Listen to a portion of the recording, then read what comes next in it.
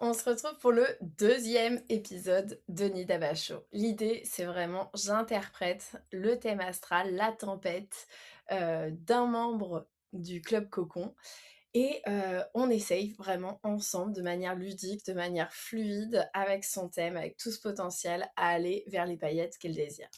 Alors, aujourd'hui, donc, on va voir le thème de Barbara. On l'a appelé Barbara parce que, en fait, avec le Nida Basho, c'est quand même hyper intime, le thème astral, et comme vous allez être un grand nombre à le regarder, et ben donc, du coup, on s'est mis d'accord avec la, voilà, avec la personne de ce magnifique thème, de lui trouver un pseudonyme parce qu'elle n'avait pas envie d'être exposée, et je le respecte 10 000 fois. Donc, on va l'appeler Barbara. Je sais pas, c'est ce qui m'est venu. Donc, tu verras si ça résonne avec toi, ce prénom-là. C'est ce qui m'est venu. Donc, la tempête, ici, c'est vraiment une nature hypersensible depuis l'enfance. Angoisse et anxieuse avec beaucoup de peur. Et une difficulté à aller trouver la sécurité intérieure, même si, en fait, finalement, on voit qu'avec le temps, déjà, dans tout le petit message, il y a des choses qui s'améliorent.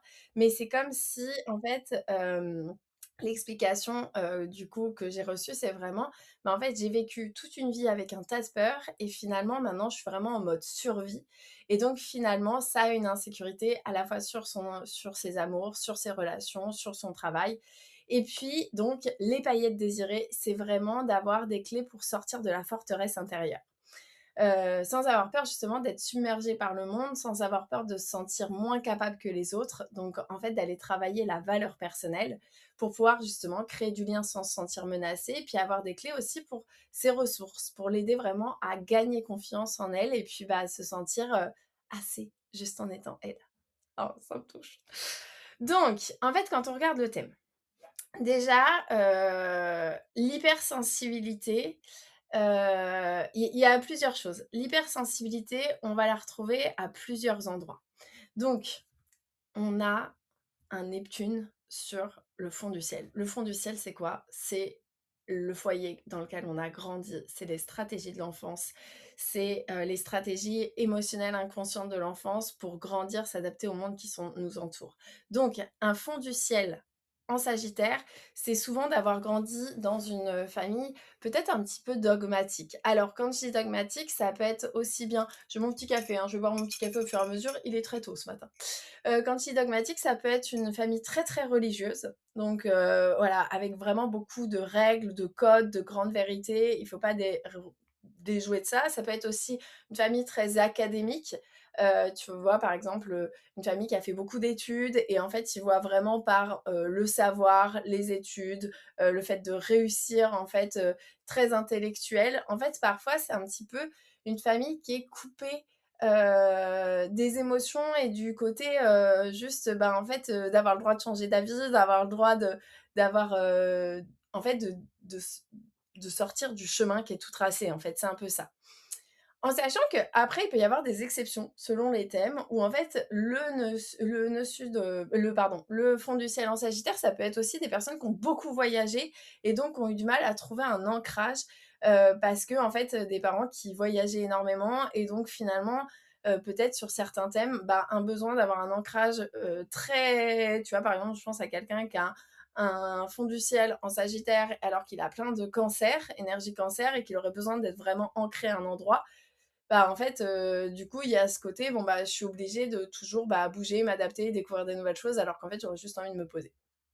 Mais ici, je dirais que par rapport à tout le thème, ce qu'on voit, ça pourrait être vraiment plus le syndrome de la bonne élève, de l'enfant de cœur.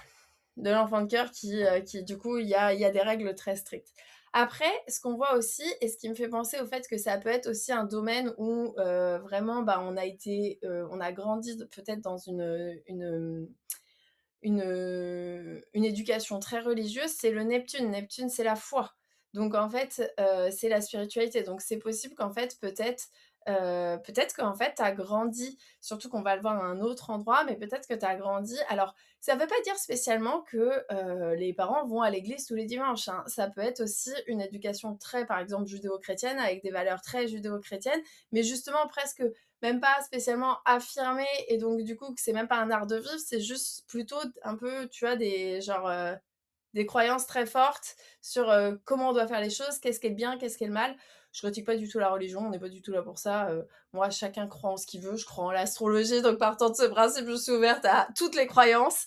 Mais voilà, là, il y a quelque chose qui peut être déjà un peu dogmatique et qui peut, en fait, si tu te sens pas, hem si déjà, en fait, dès toute petite, tu sentais qu'en fait, ça te convenait pas, que tu avais besoin de plus de légèreté et qu'en fait, c'était quelque chose qui t'alourdissait, peut-être qu'en fait, déjà, ça peut créer ce côté forteresse.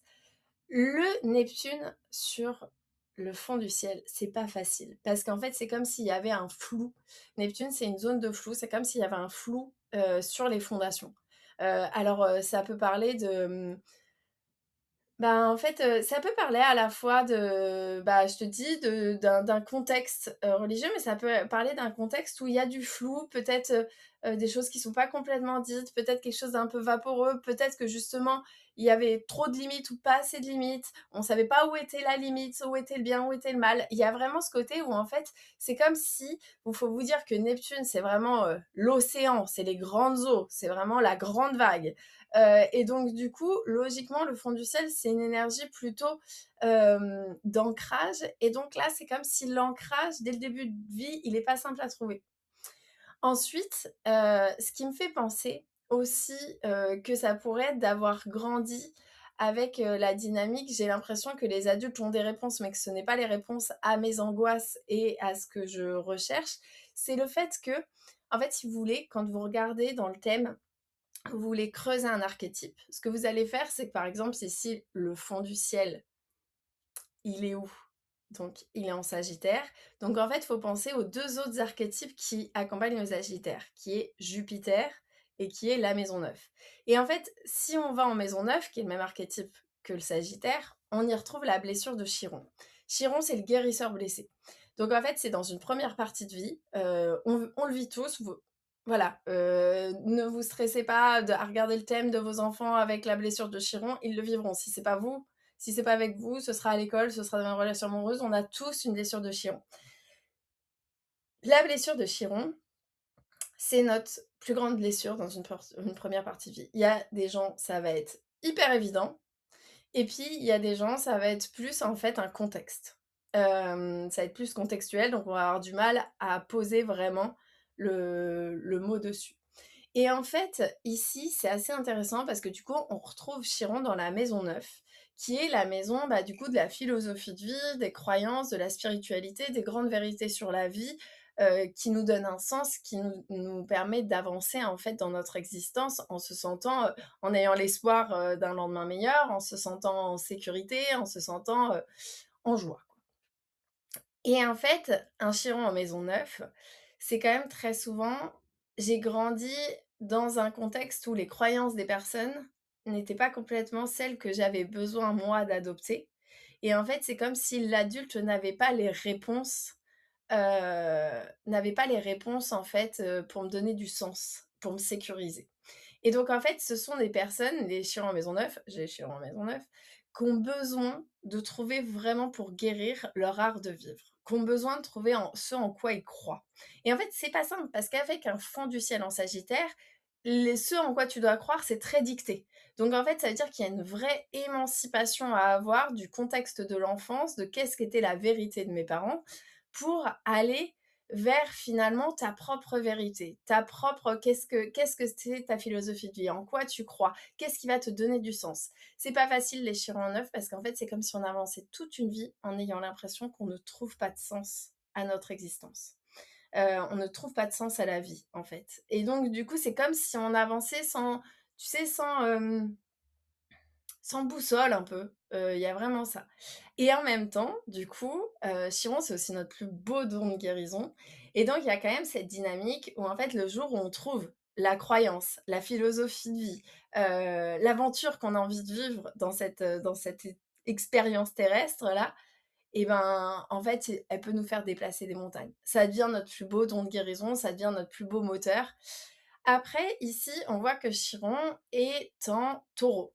Le taureau, Chiron en taureau, alors pour les femmes, très souvent, à travers, les centaines et centaines de séances que j'ai fait, je me suis rendu compte que très souvent, il y a une blessure au niveau du corps, comme si, Souvent, c'est des femmes qui ont été formées physiquement très tôt et qui ont vu des regards, en fait, sur elles. C'est des femmes très sexualisées, très jeunes, en fait, dans le regard de l'autre. Et donc, il y a une blessure au niveau de la sensualité qui amène une blessure au niveau de l'estime de soi, au niveau de sa valeur. Ça peut être de beaucoup s'identifier à son corps, à son physique, ou au contraire, trouver son physique honteux, gênant.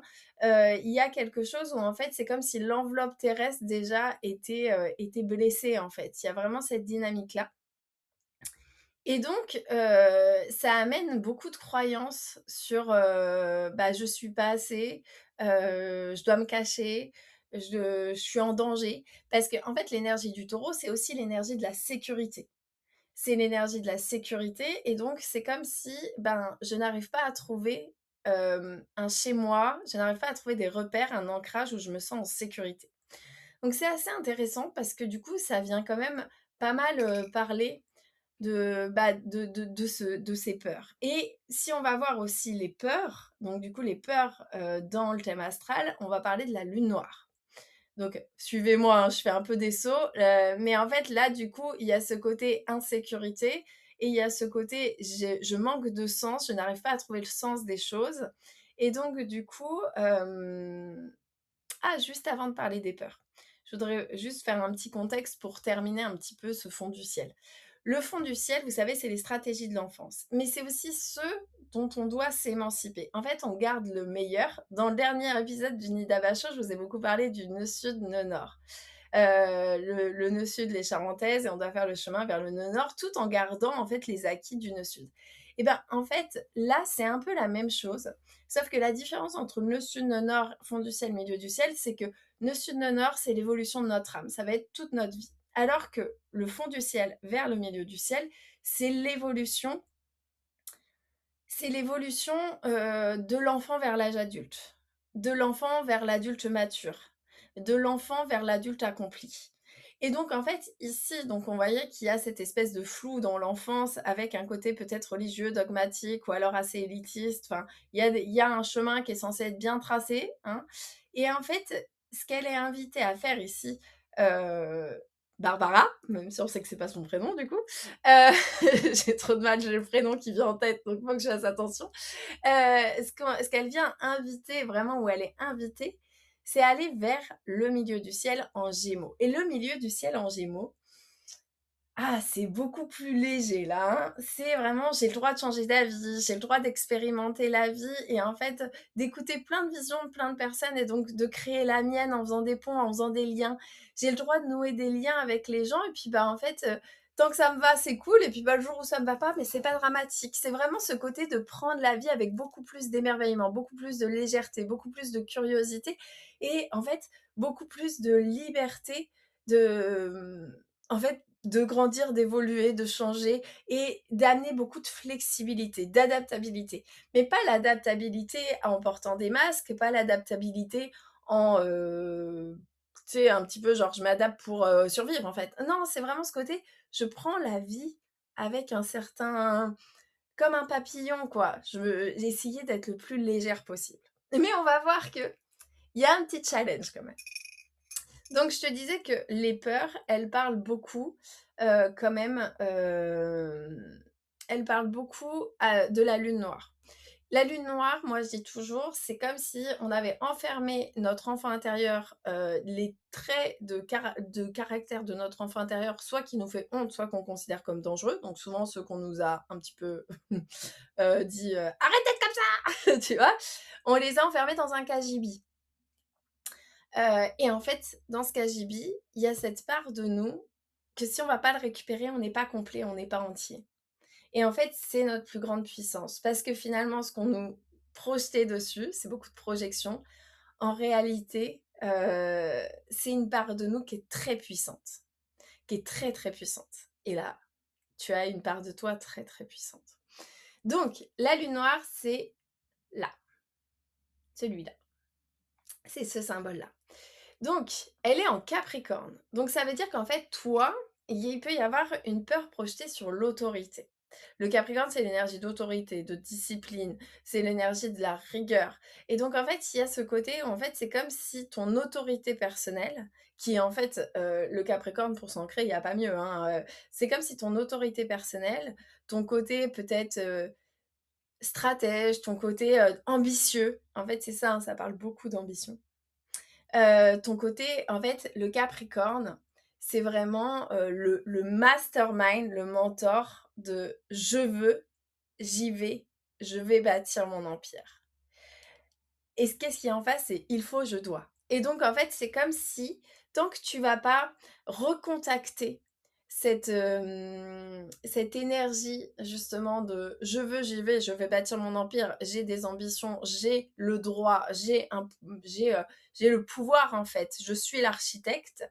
C'est comme si du coup, c'est comme si tu n'avais pas conscience que tu avais ça en toi et donc il faut vraiment aller, justement, aller voir, dans ce cas j'y vais, aller voir ton enfant intérieur, lui dit: «Mais je te vois en fait et je suis désolée de t'avoir laissé au placard parce qu'en fait, tu es vraiment une énergie de leader et c'est beau». Mais en fait, si tu veux, il y a ce côté où ça parle aussi peut-être que, bah, c'est une part de toi qui a été étouffée si justement, comme on disait, dans une éducation où les chemins est tracés, bah, en fait, le Capricorne, il fait quand même les choses à sa sauce, selon ses valeurs, selon ses envies, ses ambitions. Donc il y a quelque chose d'assez individualiste aussi dans la façon d'avancer le chemin. Pas individualiste de manière négative, pas du tout. Plutôt, bah, en fait, je sais qu'en fait, si je suis mes ambitions, je peux avoir un impact. C'est ce qu'il veut, le Capricorne, c'est avoir de l'impact. C'est vraiment être, dans une, dynamique où il va construire quelque chose de durable, de solide, qui a de l'impact, qui est bon pour les autres. Et en fait, là, on voit directement cette lune noire, elle vient dans ta maison du foyer, de l'enfance et aussi, donc du coup, la maison 4 de la sécurité émotionnelle. Donc, c'est comme si ici, il y a vraiment cette dynamique d'aller, récupérer l'autorisation de te l c'est même pas la récupérer, c'est de te l'autoriser à dire: «J'ai de l'ambition, je vais y aller à ma sauce et en fait, je vais un peu penser qu'à moi sur ce chemin-là». Hem Vous savez, moi, je dis souvent le Capricorne, c'est celui, «Bah alors, je sais plus comment c'est: «Patrick, tu viens plus aux soirées?» Parce que non, il est en train de bosser sur un projet qui lui tient à cœur, en fait et sur un projet qui lui tient à cœur et donc du coup, bah, il y a certains trucs où il a pas envie d'être dans le un peu, bah, je sais pas, aller prendre une cuite avec les copains. Non, il préfère bosser sur son projet et en fait, du coup, on va un peu lui reprocher de s'isoler, d'être, dans sa grotte, de faire son truc mais en fait, il est discipliné envers son objectif, c'est vraiment ça. Par contre, ce qu'on voit, on va refaire encore un topo sur le nœud sud et le nœud nord, c'est qu'en fait, le nœud sud, il est en Capricorne. Et en fait, je pense que dans ce nœud sud, il y a cette dynamique où, alors dans le nœud sud, il y a le bon, c'est qu'en vrai, en toi, il y a vraiment ce pouvoir de structurer, d'avoir de l'ambition, d'aller vers je veux, mais il y a surtout, surtout, surtout ce que tu dois t'émanciper, ce que ton âme est venue apprendre, c'est d'arrêter d'être dans le il faut, je dois. C'est ça qui te met en insécurité. C'est qu'en fait, du coup, t'as pas complètement conscience de ta valeur personnelle, de tes talents, et donc, en plus, une difficulté peut-être à avoir le sens, à croire en plus grand, à avoir aussi la notion d'espoir et la notion que c'est toi qui marches ce chemin et c'est toi qui le décides. Et donc, d'être très enfermé peut-être dans des il faut et je dois. Beaucoup de loyauté peut-être. Et donc, là, le nœud sud, il est ici. Il est donc en maison 4 et donc ça vient beaucoup serrer le cœur. Ça vient beaucoup, en fait, comme si ça vient vraiment mettre ce côté très survie. En fait, pour survivre, je dois faire ce qu'il faut. C'est une énergie très dure, en fait. Pour survivre émotionnellement, pour être en sécurité, je dois faire ce qu'il faut, il faut beaucoup de choses. Et donc, ça vient beaucoup serrer. Et toi, ce que tu viens apprendre, et d'ailleurs, c'est très beau parce que, dans l'échange du coup qu'on a eu, hem, enfin dans le message qu'elle m'a envoyé avant que je fasse son thème, elle me disait: «En fait, j'ai tellement toujours été hypersensible que j'aimerais accompagner les autres et avec des outils holistiques». Meuf, tellement, tellement, tellement! Quand je vois ton thème, je me dis: «Tellement!» parce qu'en fait, le nœud nord, c'est vraiment il y a cette dynamique où donc ton milieu du ciel, il te dit: «Chope plein d'informations, sois hyper curieuse, explore plein de choses, fais des liens, remets-les ensemble» et en fait, ton nœud nord, il vient vraiment t'apprendre à être dans ton cœur, à être dans tes émotions, à être dans tes intuitions, utiliser toute cette énergie émotionnelle de sensibilité et intuitive pour en fait avoir un impact sur le monde, pour en faire ta carrière, pour en être dans ton accomplissement, pour offrir au monde. C'est pas pour rien que tu as vécu tout ce que tu as vécu en fait.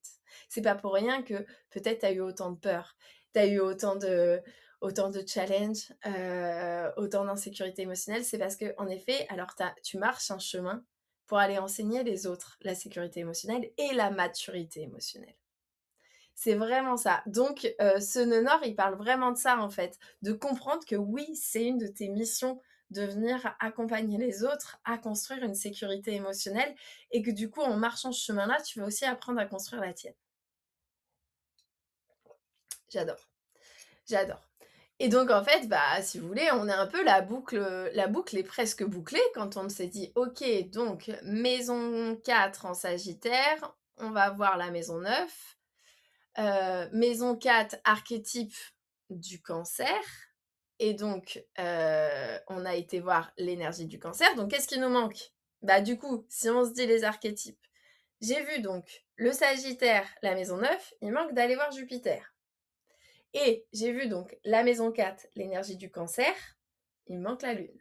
Et donc, allons voir la Lune. Parce que là, ce qu'on vient de voir ensemble, c'est ce qui, en fait, et un peu le point de douleur et en même temps le chemin. C'est vraiment la tempête pour aller vers la paillette. Donc on a vu l'évolution vers l'énergie du nœud nord en cancer en maison 10, l'énergie à aller vers le milieu du ciel en gémeaux, l'énergie aussi d'aller guérir, trouver du sens, et donc avec le fameux Chiron en maison 9.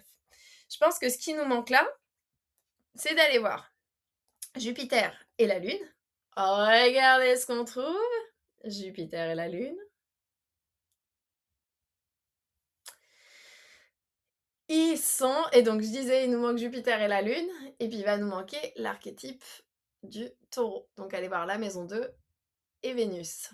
Et donc là, j'adore, parce que Jupiter et la Lune, donc, elle est en maison 2. Donc, on continue l'archétype du Chiron en taureau. Je sais pas si vous me suivez, en fait, je fonctionne toujours par archétype. Quand je vais voir une maison, la planète associée, le signe associé. Je vais vous mettre juste en dessous, si vous voulez le télécharger, j'ai justement un tableau des correspondances. Un tableau où vous voyez toutes les correspondances entre les maisons et les planètes. Et les signes. Et ouais, c'est comme ça, en fait, qu'on décrypte un thème. Vous voyez, c'est pas genre, je vais juste voir la planète dans le signe. Et après, on fera le petit topo sur les aspects. Mais déjà, on se fait un bon tour d'horizon. Donc, Jupiter et la Lune se trouvent en maison 2.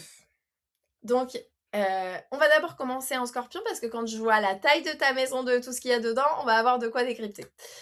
Donc, Jupiter, la Lune en Scorpion. La Lune en Scorpion, oh my god, émotionnellement, c'est sportif. Parce que, en fait, le Scorpion, c'est une énergie des plus intense du zodiaque, c'est une énergie des plus passionnelles, mais c'est aussi une énergie de forteresse. C'est aussi l'énergie de la méfiance, c'est aussi l'énergie du big laser, les rayons laser qui analysent tout, ils voient tous les jeux de pouvoir, ils voient tous les pièges, ils voient tout. Donc, en fait, ce qui te met dans ce côté forteresse, avec ton hypersensibilité, clairement, et donc le manque d'ancrage à la base, il faut beaucoup d'ancrage pour avoir une belle énergie de scorpion. Et en fait, ton ancrage avec le Chiron en taureau, il est sport, avec le Neptune sur le fond du ciel, ça vient aussi mettre, en fait, ça vient mettre de l'eau dans de la terre, hein, donc de la boue. Donc en fait, c'est comme si les fondations, tu as l'impression qu'elles sont pas solides. Mais, c'est ça que j'adore, c'est qu'en fait, ici, t'es quelqu'un, si tu ressens autant, c'est parce que déjà, t'as une puissance en toi, mais de dingo. Si t'en doutes, en fait, t'as une puissance de dingo, t'as une puissance de résilience de fou, t'as une profondeur de dingue, c'est vraiment ça. Il y a vraiment ce côté où, en fait, les lunes en scorpion, vous avez besoin de trouver votre passion. Vous avez besoin de trouver ce qui donne du sens. Vous avez besoin, en fait, pour ne plus être dans le côté un petit peu challengeant du scorpion, genre je vois tout, je ne sais pas quoi en faire parce qu'en fait je vois tout, sachant que, on se dit quand même, hein, mais donc du coup il y a quand même un soleil en vierge qui est hyper analytique aussi. on a quand même, qui est en maison 1, qui est collé à l'ascendant. Donc en fait, il y a ce côté où toi, mais tu as une capacité d'analyse, mais de malade, parce que tu as une capacité d'analyse pour trouver des solutions, mais donc du coup aussi pour anticiper les problèmes. Et donc je pense que c'est ça qui te met aussi en insécurité, c'est que tu vois les dangers. Déjà, rassure-toi sur une chose, c'est qu'en fait, peu importe ce que tu vis, peu importe la situation, en fait, en effet, si on arrive à bien bâtir la confiance dans tes ressources, dans tes talents, mais toi, tu trouveras toujours des solutions à tout. En fait, tu sais faire. En plus, tu as un nœud sud en Capricorne, tu sais faire. En fait, c'est vraiment ça. C'est de te répéter tous les jours, mais en fait, j'ai confiance dans mes ressources, j'ai confiance dans ma capacité à trouver des solutions à n'importe quel problème. C'est ta zone de magie, c'est ta zone de génie. Tu as des ressources de dingue. Et en plus, tu as une finesse dans la psychologie qui est incroyable. Donc, le tout, c'est comment on arrive à faire switcher cette énergie d'analyse pour qu'elle ne soit plus dans une énergie d'anticipation et de la peur, en fait. C'est vraiment ça. Donc, ton Jupiter ici, en fait, je pense que quand on regarde un petit peu cette maison 2, la maison 2, dedans, on a Saturne. Donc Saturne, pendant toute une première partie de vie, souvent avant nos 28 ans, il n'est pas hyper smooth, Saturne. Parce qu'en fait, c'est notre mentor. Donc en fait, si tu veux, c'est comme si c'était un professeur des écoles qui, pendant de 0 à 28 ans, il est en train de te former à devenir adulte, à grandir. Sauf que, en fait, il le fait un peu comme un coach sportif pas très bienveillant, tu vois. Il y a un peu ce côté-là. Il y a vraiment, donc en fait, il devient vite notre juge intérieur. Alors, quand on a des fondations solides, où en fait, on a un cadre qui nous donne beaucoup confiance en nous, qu'on nous explique en fait comment bâtir les choses et qu'il y a des bonnes grosses fondations là, bah en fait souvent ça se passe bien et donc on arrive à 28 ans, bah, on se marie, on a une super carrière, on achète notre première maison, on fait notre premier gamin, enfin peu importe, mais tu vois, en gros, on a posé les fondations. Mais par contre, quand on a un Neptune sur le fond du ciel, où les fondations ne sont pas complètement solides, bah, c'est possible qu'en fait, Saturne ici soit un peu contre-productif pendant toute une partie de vie, où en fait, il va être notre juge intérieur. Et donc, toi, ça vient dans quoi? Ça vient dans la maison 2, donc la maison de tes talents, de tes ressources, de ta capacité à créer la sécurité et l'abondance dans ta vie. Et ça vient en balance. Donc, en fait, si tu veux, il y a ce côté où ça parle du miroir que les autres te renvoient de toi et donc de la beauté que tu vois ou non en toi. Et donc déjà ici, Saturne te dit, pour devenir adulte, tu as besoin de voir le beau en toi. Tu as besoin de apprendre à être juste envers toi-même. Tu as besoin d'apprendre à créer l'équilibre et créer l'harmonie même, je dirais, mais en fait en te faisant passer en premier, mais aussi en comprenant que plus tu crées la paix à l'intérieur de toi, moins tu auras peur des autres, en fait. Parce que plus tu seras conscient, plus tu vois le beau en toi, plus tu seras conscient de ta valeur personnelle. Donc je pense que déjà, commence à lister tout ce que tu fais de génial, tout ce que tu fais de bien, parce que je suis sûre que quand je vois ton thème, je me dis: «Tu fais un paquet de trucs génialissimes», mais en fait, tu trop dur envers toi-même, clairement. Et donc du coup, après, on a Pluton en maison 2. Alors Pluton en maison 2, c'est vraiment, c'est comme Pluton, c'est comme si c'était un gros oignon et tu dois enlever des couches. Et donc, bah, ça parle Pluton, tu dois enlever les couches de toutes les croyances, de ce que tu penses ne pas être assez, d'être trop, de tout ce que tu penses en fait mal faire pour réussir à aller trouver en fait tes talents, tes ressources, ta capacité d'abondance. Je pense que toi, il y a vraiment ce truc d'aller vraiment dans la psychologie de l'abondance, de la manifestation, tu vois, vraiment ce côté, parce que Pluton en maison 2, on pourrait se dire que c'est une tannée parce que c'est quand même la transformation dans la maison des ressources de l'argent, mais en fait, les gens les plus riches, les plus successful, les plus voilà, les plus dans l'abondance sont des gens qui ont Pluton en maison 2. Pourquoi? Parce qu'en fait, une fois que tu fais le travail psychologique de déconstruction de la notion d'abondance, donc, alors ça parle de l'abondance, en fait, c'est vraiment déconstruire, tu vois, tu vis dans la cristallisation de la peur et en fait, toi, ce que tu viens apprendre avec ce Pluton, c'est d'enlever les couches, finalement, de la peur pour être dans cette dynamique. Mais en fait, la vie me veut du bien, la vie est abondante avec moi, j'ai de la chance.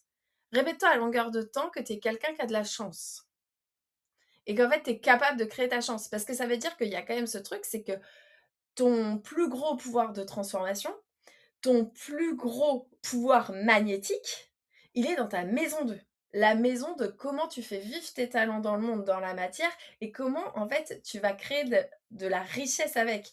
Donc la richesse sous toutes ses formes, la richesse de sécurité, la richesse, d'avoir un toit magnifique sur sa tête, la richesse de, de de la thune, en fait. La richesse aussi de tout ce qui te met en sécurité, ça peut être aussi dans tes liens affectifs. En fait, il y a vraiment ce côté, c'est l'abondance. La maison 2, c'est l'abondance et donc du coup, par contre, en fait, on le voit bien, Pluton, tu vas avoir du mal à enlever les couches si tu travailles pas avec Saturne et donc Saturne te dit vraiment, en grand, en fait: «Arrête de niaiser ma belle, commence à focus sur tes talents». Commence à focus à voir la beauté en toi. Tu perds trop de temps, en fait, à avoir peur et tout analyser et t'autocritiquer. Il y a vraiment ce truc qui te dit: «Apprends là, apprends à voir ta valeur personnelle» et je pense que ça vient aussi beaucoup, du coup, bah, tu sais, ça fait écho avec ton Chiron en Taureau en maison 9. En fait, comment tu vas voir aussi tes talents, ton estime de toi, ta capacité à créer de l'abondance, je pense que tu as besoin de trouver ce en quoi tu crois, de construire ta philosophie de vie et de passer du temps vraiment à construire ta philosophie de vie en t'émancipant, en fait, en explorant les différentes philosophies de vie, les différentes croyances, les différents outils, en faisant du lien, des ponts et en t'émerveillant de ça, t'émerveillant des réponses que tu as trouvées et en fait, en t'émancipant vraiment, bah, des fondations un peu, tu vois, un peu bancales, en fait, un peu dogmatiques. C'est vraiment d'aller trouver ta propre vérité, d'aller trouver ta propre philosophie. Après, qu'est-ce qu'on voit?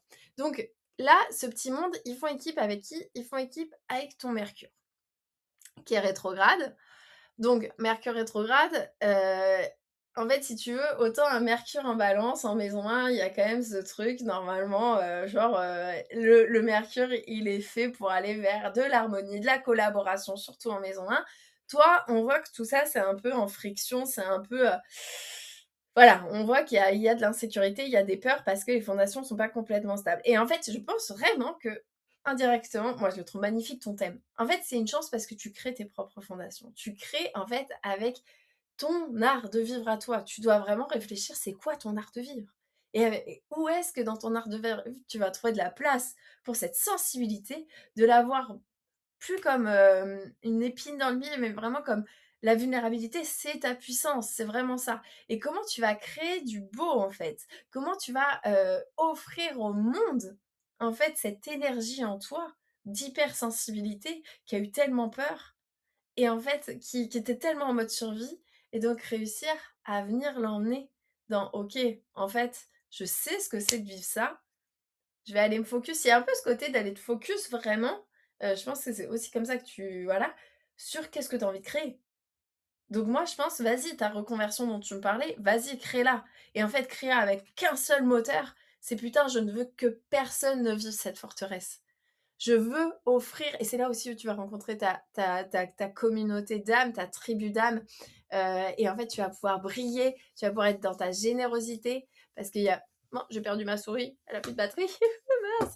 Parce que tu vois ici, on le voit, ta maison 11, elle est en lion avec ta part de fortune. En fait, tu vas te sentir tellement reconnu, tellement aimé, tu auras beaucoup moins peur des autres, en fait. Parce que tu vas aller rencontrer ta tribu d'âmes de gens qui ont peur, qui ont grandi tellement avec de la peur et de la survie. Et en fait, c'est là où tu vas trouver en fait un peu ton chemin et te dire: «Putain, en fait, ça a du sens». Donc vas-y, investis-toi à fond dans cette dynamique. Je veux accompagner les autres à créer leur sécurité émotionnelle. Je veux accompagner les autres à sortir de cet instinct de survie. Je veux accompagner les autres, en fait, à ne pas vivre ce que moi je vis avec des fondations un peu bancales depuis toute petite. C'est ta plus belle magie. C'est ton plus beau don de guérison. C'est ce que tu viens offrir au monde et c'est ce qui vient transformer ta relation à ta valeur. Surtout qu'en plus, alors, il y a Pallas, attends, je te montre ici parce que comme ma souris, elle a décidé de me lâcher. Tu Pallas ici. Pallas ici, en fait, je pense qu'il t'handicape un peu parce que, et en même temps, il est magique. Tu vois, c'est vraiment ça. En fait, toi, il va falloir aller corps et âme dans cette dynamique, je pense, de l'énergie du taureau et du scorpion. Le taureau, je construis, je bâtis du beau, du solide, du durable, avec du plaisir et du kiff. C'est ça qui me donne de la sécurité et je vais y aller justement avec mon intensité, avec ma passion, avec toute cette résilience. Mais t'imagines la résilience que tu as depuis toute petite à avoir peur de tellement de choses. Et en fait, et en même temps, tu as ta survie, tu es là, tu as survécu. Et en fait, vraiment, c'est d'y aller. En fait, Pallas, ici, Pallas, c'est l'intelligence stratégique. C'est celle qui voit les patterns. En scorpion, autant te dire qu'elle voit tous les patterns psychologiques de tout le monde. Donc, je comprends que tu aies peur des autres. Parce qu'en fait, tu vois en eux le danger. Tu vois en eux les jeux de pouvoir, tu vois la jalousie, tu vois la... Donc en fait, ça te met sur un état de méfiance. Mais pourquoi? Parce qu'en fait, c'est comme si tu n'étais pas assez sereine sur tes cannes pour te dire mais en fait, ça parle pas de moi. Tu vois, en fait, finalement, ce que tu vois en eux, tu pourrais voir le plus beau en eux. Tu pourrais voir leur talent, tu pourrais voir leur richesse. En fait, c'est ça, c'est d'aller défocus sur la peur qu'on va t'attaquer, la peur qu'on va te faire du mal. Et vraiment, en fait, essayer de t'enraciner sur quand, en fait, tant bien même on t'attaque. Et donc, du coup, en fait, je pense vraiment que c'est d'apprendre pour avoir moins peur, que ce soit dans tes relations amoureuses, que ce soit, et on va en parler après hein, avec Vénus, ça va être vraiment d'apprendre, plutôt que voir les patterns de jeu de pouvoir, de méfiance, de où ils pourraient te faire du mal, c'est d'apprendre à voir le beau chez les autres. Parce qu'en fait, du coup, ça te fait un effet miroir. Ce que tu vois chez l'autre, c'est ce que tu penses aussi être en toi. Et donc, en fait, c'est vraiment d'apprendre à voir le beau.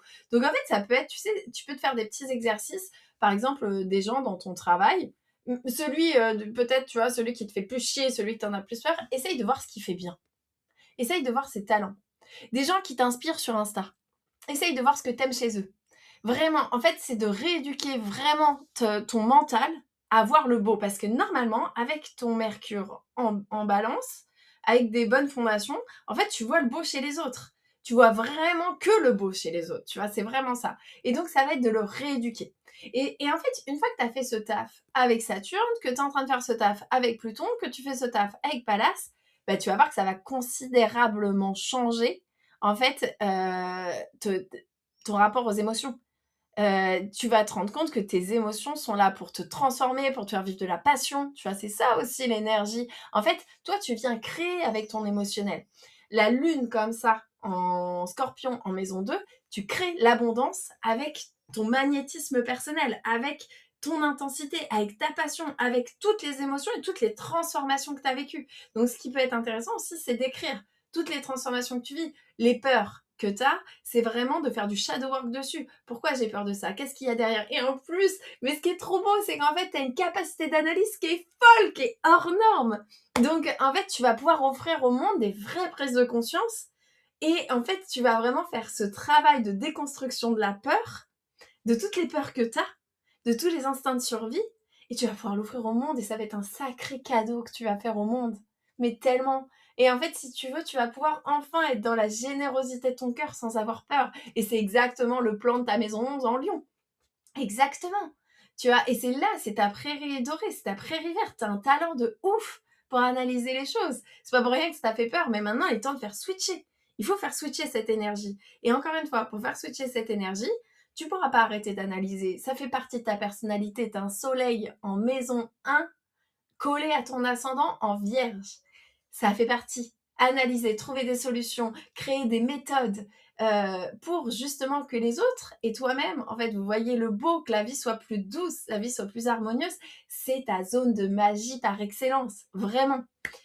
Donc, j'adore. Et donc, bah, finalement, avec tout ce travail-là, bah, là, paf, Jupiter, maison 2. En fait, meuf, faut quand même se le dire. Ok, niveau maison 2, t'as des méga challenges, on va pas se mentir. Mais en même temps, niveau maison 2, t'as quoi aussi? Mais t'as de l'or en barre. C'est sans limite, quoi. C'est, enfin, vraiment, t'as une puissance dans cette énergie de création d'abondance qui est incroyable. Et donc, là, en fait, c'est là où ton Jupiter, il va te permettre d'aller explorer beaucoup plus. Explorer beaucoup plus sans avoir peur et saisir ta chance d'aller partager, justement. Et tu sais, il y a un truc, moi, j'avais hyper peur au début quand je me suis lancée sur les réseaux sociaux. J'ai quand même un passé, tu vois, de rejet, d'harcèlement. J'ai eu vachement de mal à me faire des amis. Enfin, ça a été compliqué. Et en fait, je me suis dit: «J'arriverai jamais à m'exposer sur les réseaux sociaux si en fait si je cache des trucs». Donc en fait, j'ai fait un premier live au tout début où en fait, j'ai raconté toute mon histoire personnelle. Je me suis mise à nu, je me suis mise toute nue. Et en fait, je me suis dit et je l'ai dit clairement dans le live: «En fait, j'ai tellement peur qu'on me fasse du mal qu'en fait, je vais vous donner toutes les clés.